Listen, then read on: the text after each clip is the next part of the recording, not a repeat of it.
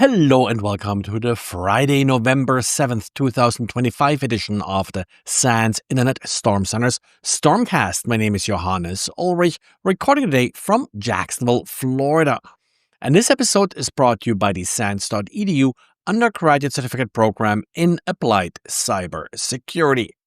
Today's diary comes from one of our undergraduate interns, David Hammond. David wrote about something that's, I always like to talk about and sort of emphasize in this internship, and that's scripting. I always think there are two kinds of security professionals, those that know how to script and those that will be replaced by a script.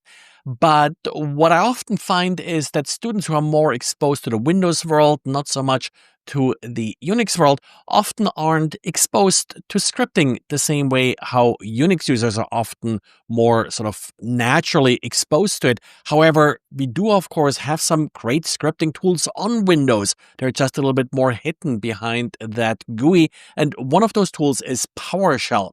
So what David is looking at here, how to do things that you commonly do on Linux with command line tools like JQ and such to parse, for example, JSON files. How do you similar things on Windows? So great if you are more a Windows user and are looking for an in to some of these scripting tools.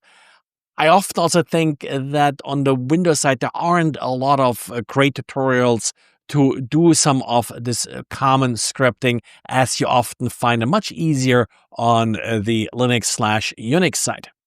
And earlier this week, I talked about a botnet that we observed that did exploit a relatively new XWiki vulnerability.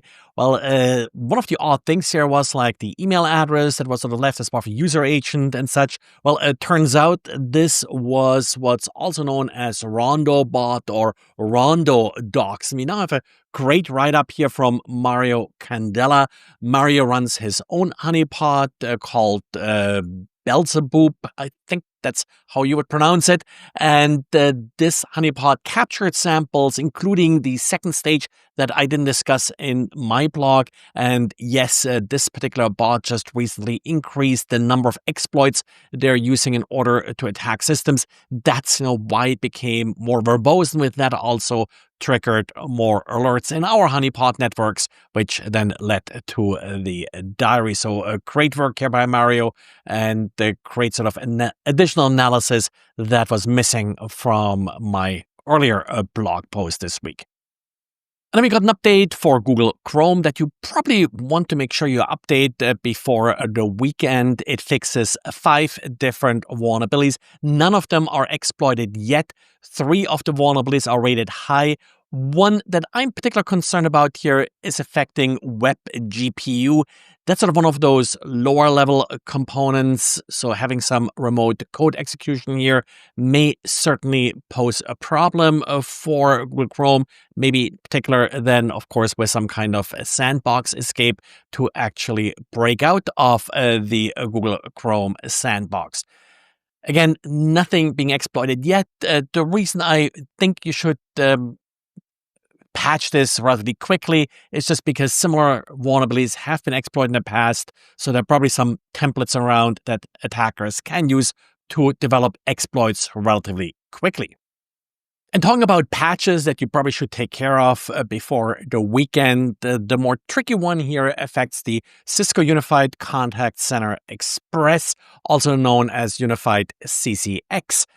There are 2 vulnerabilities being addressed in this update. The first one is an unauthenticated arbitrary file upload vulnerability, but as so often, that file upload vulnerability then quickly escalates to full remote code execution. The second one allows the remote invocation of Java functions, also without authentication. As Cisco points out in the advisory, these are 2 independent vulnerabilities. So it's not that you first use the authentication bypass vulnerability to then upload a file or vice versa. These are completely independent. So each one of these vulnerabilities can lead to a complete system compromise, including gaining root access on an affected device. So definitely update now because particularly the exploit for this, well, I haven't seen one yet. It's probably already out there because this should be relatively straightforward to exploit now. Well, and before I give you anything else to patch on Friday, I better stop. Thanks for listening. Thanks for subscribing, liking this show. And as always, talk to you again on Monday. Bye.